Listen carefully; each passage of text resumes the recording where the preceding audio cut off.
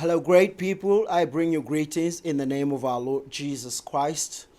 I am yours, Mark Martins, a Bible teacher, writer, author, and societal development advocate.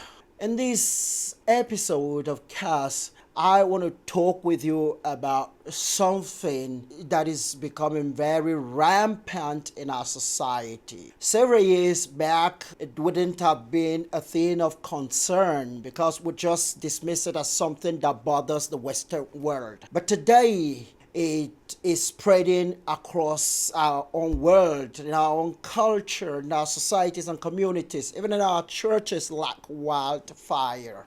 It is feminist theology. I repeat, feminist theology. Yeah, you hear me right. And as I am talking now, I tell you I am trying to be extra careful because I don't want to get myself into trouble. Because it seems these days one of the major sins or even crimes that you would commit in the society now is to speak against feminism. Over 2 decades ago, shortly over 2 decades ago, specifically 2003, while in the College of Education, I encountered a lecturer who took me a course titled Female Writers in Africa. And that course is actually a literature course and it's about feminism in Africa. This lecturer was so good at that course that within the span of just one semester, I became a feminist. And I tell you, I championed the cause of feminism for about a decade until I encountered something in the Bible, in the scriptures, that made me recant on my advocacy on feminism. Of course, within those 10 years, most of my advocacy engagement were about gender equality, speaking in favor of women, and all of that. Now, is there anything wrong speaking in favor of women now? Is there anything wrong in speaking for the purpose of empowering women? I don't think there is anything wrong with that. So what is feminism about? And before I tell you that, let me sustain the story again. I told you after about a decade of being a feminist advocate, and then I recanted. Then some years later, I went to the seminary in my final year. While taking a course, Third World Theologies, I encountered feminism again as a theology. And I realized, imagine, I was really shocked to discover that feminism is also a theology. In fact, a Christian theology. Now, some people will say that the basic and the fundamental practices and tenets of feminism is anti-Christianism. And I don't want to go into that debate here.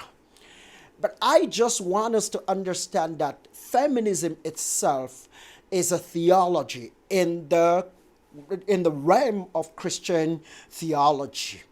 So, and what is feminist theology about? It's simply about championing feminism, championing the cause of women.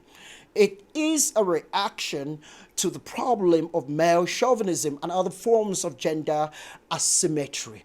Of course, some people sat down years back and realized that there is a huge problem with male chauvinism and gender asymmetry. And of course, our world is full of male chauvinism. And as a reaction to that, trying to see that they correct that, feminism came into existence.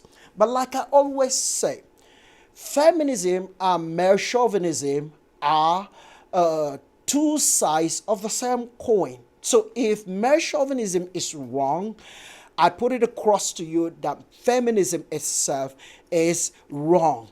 And you cannot use a wrong thing to correct another wrong thing. Now, what is it again about feminist theology? I have already told you that it is about seeking equality for women, seeking empowerment for women. It is also, to a certain degree, feminism rejects, or it's a rejection to biblical patriarchy. Feminists feel that biblical patriarchy is the root cause of male chauvinism and other uh, uh, crimes, social vices against the women folk. So they decide to reject it or operate in aberration from it. Because why? Because it's calling for equal treatment for women just as for men. So, yeah, it is good to call for equality. It is good. But please, there is a problem with feminist theology. Just like there is problem with feminism itself. Let me say secular humanist feminism. There is a problem with it. And let me try to highlight few of these problems for our consideration. Again, the essence is not to demonize or criminalize feminist theology. It's just to throw a caution at us so that we'll be careful. We will be careful about how we engage with all these things that we call gender equality, fighting for women empowerment, and all of that. What are those problems? The first, feminism does not see sin as the major and fundamental problem of humanity. Most feminists don't see sin as a fundamental problem that humanity faces. So they don't bother themselves about addressing, they don't even see the need to address the problem of sin.